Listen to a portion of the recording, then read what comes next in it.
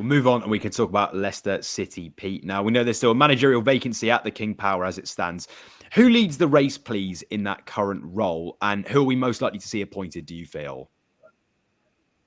Yeah, I'd say, looking at it right now, Graham Potter is probably the leading candidate for that job. Obviously, Potter is out of work, hasn't been in management since leaving Chelsea. Leicester have had a long-term interest in Potter. They previously tried to get him in, I think, when Brendan Rodgers left before. So there's interest from the Leicester hierarchy in Graham Potter. That hasn't gone away. Again, I think he would be a good fit for Leicester. He did a very good job at Brighton before he went to Chelsea, and I don't think you can really blame him for what happened at Chelsea, because Chelsea just sort of spit out managers pretty regularly, as we know, and everything else with everything that's going on with the ownership. So I think Graham Potter, he's taken his time. He's had other opportunities to go back into management. He's turned down several offers. He had the chance to go to Ajax earlier this year, which he turned down as well.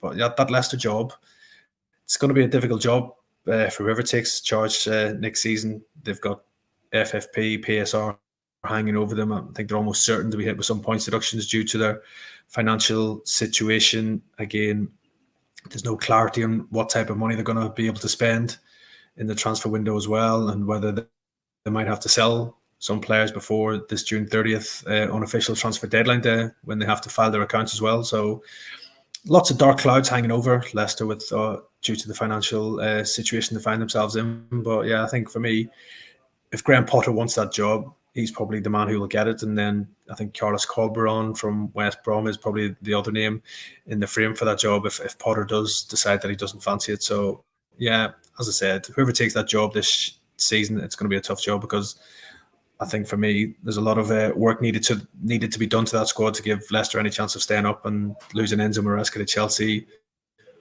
is a big blow to them, because he did such a great job last year. And Pete, sort of picking up on that point then about FFP and their transfer decisions, who are we potentially expecting to leave the club? Which big stars could go this summer? And how will that then affect their potential points deduction going into next season?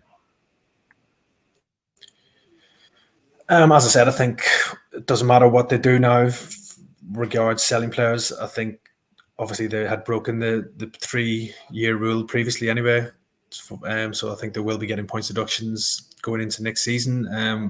Obviously, they'll be desperate to avoid that happening when they file their accounts on June 30th for this 2023-24 season, and that would hopefully allow them to avoid any further points deductions as well. Looking at the squad, Kieran Dewsbury Hall probably is the most sellable asset. He had a great season last year for Leicester, scoring goals from midfield, providing lots of assists. So he's probably Leicester's standout player. There was interest in the midfielder in the January transfer window from the likes of Brighton and Brentford and others. And I'm sure if Leicester do make him available in this transfer window, I'm sure there'll be a lot of clubs looking at him. He's a top young English player who I think will only get better in that respect. And I think probably around the £30 million mark, Leicester would find it hard to turn it down for Dewsbury Hall. But the player himself, he's not really pushed for any move away from Leicester as well. He's a Leicester boy, and I'm sure he would love to stay there and play in the Premier League with them next season as well. But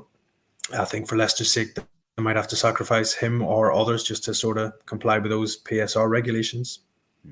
And Pete, to follow on from that then, in terms of incomings potentially, are there any targets or names mentioned? Are we expecting to potentially sign free agents then, going off that sort of FFP PSR feeling that they may not necessarily have a particularly strong budget going into this window? Yeah, it's difficult, I think, for Leicester to sort of make plans in the transfer window.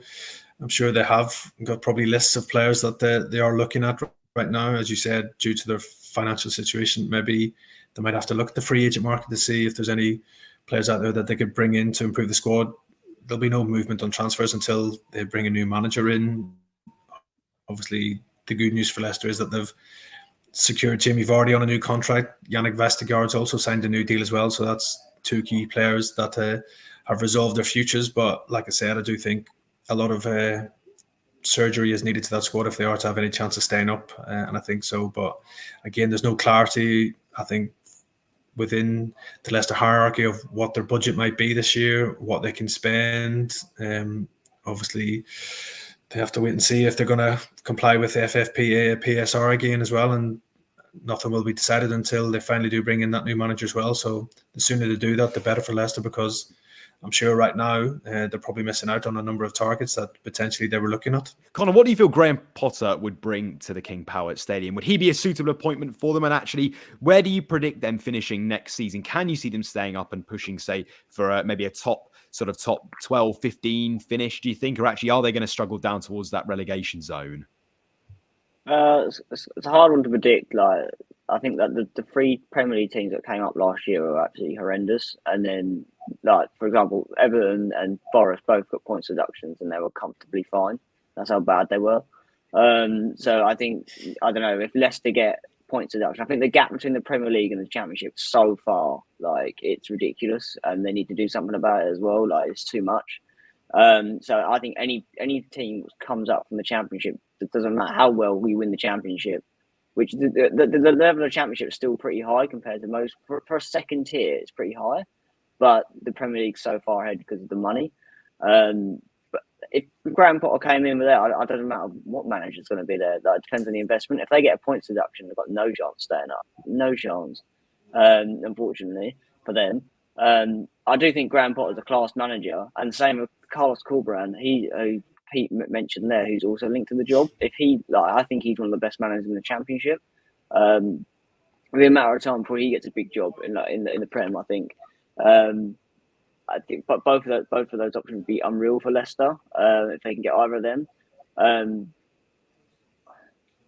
can't see them staying up. I can't see any team coming up from the Championship staying up at the moment. It's just the gap is ridiculous. It's just silly. I've just proven last year how big the gap is, and it's going to be the same this year. I think that Leicester team should have never actually gone down in the first place. They have lost like Maddison and that, like some big names. They have actually kept hold of them. That's probably a big part of the reason why they came straight back up.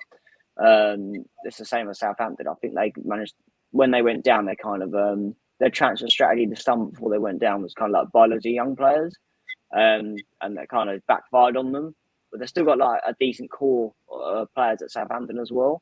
But I think they're very two teams in a similar boat. They've got a decent core there if they can get some players in. But I still think to know how like, if they've got like PSR issues as well, I honestly can't see how they're going to stay up. You've just watched a segment from Football Insider's brand new podcast, The Inside Track, with me, Lewis Pearce, alongside the guests on the show.